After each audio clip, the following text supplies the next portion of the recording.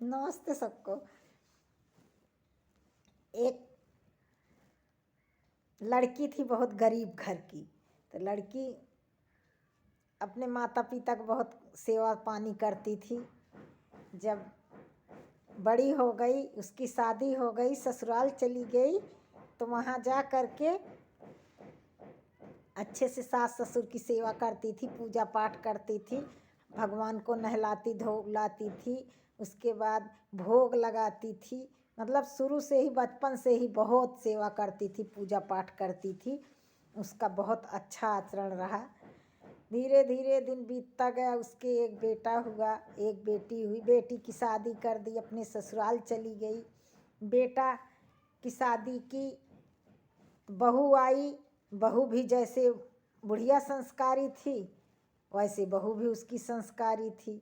वो भी घर का पूरा काम करती, पूजा पाठ, सासू माँ पूजा पाठ करती रहती थी, भोग लगाती रहती थी। तो वो भी अपना पूरा घर का काम करती, सारे काम करके फिट कर देती। लोग उसको जब कोई कहता था कि तुम क्यों नहीं पूजा पाठ करती, तुम्हारी सासू माँ तो बहुत पूजा पाठ करती हैं, तो कहती थी अभी अम्मा हैं, पूजा पाठ कर रही हैं, भगवान को भोग लगा रही हैं, सब काम कर रही हैं।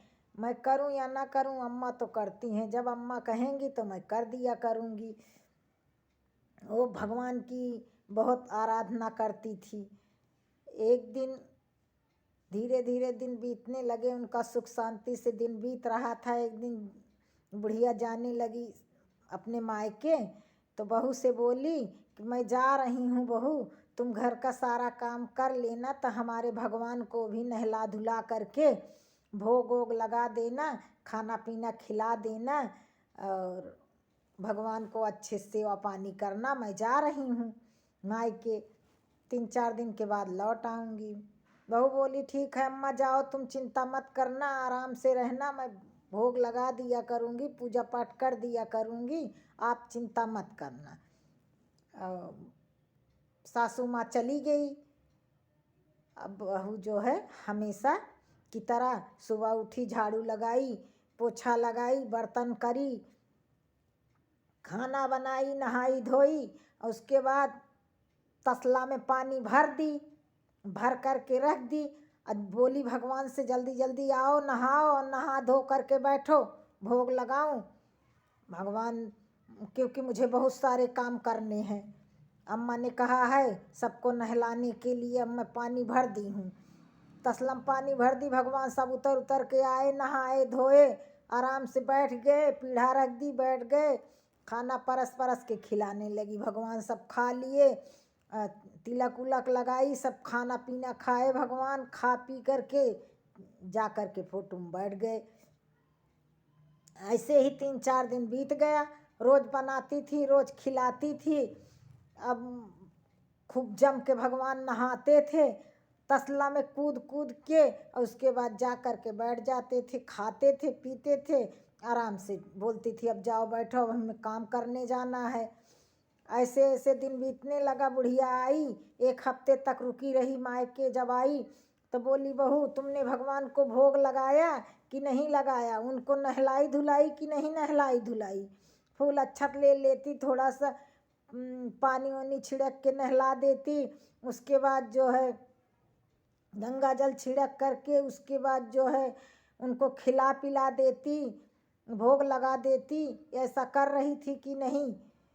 बुढ़िया बोली तो बहू बोली हाँ, थोड़ा सा पानी छिड़क के, तसला भर भर के पानी भरती थी, सब कूद कूद के नहाते थे, और परस परस के खूब खिलाती थी, खूब थाली भर भर के खाना खाते थे। और बता रही वो थोड़ा सा भोग लगाते हैं, भगवान तो खूब जाम के खाए। अब इतना सुन करके बुढ़िया को आश्चर्य हुआ, आए ऐसे कैसे हो गया, भगवान को तो थोड़ा सा भोग लगता है, ये बोल रही है कि भगवान जम के खाते हैं।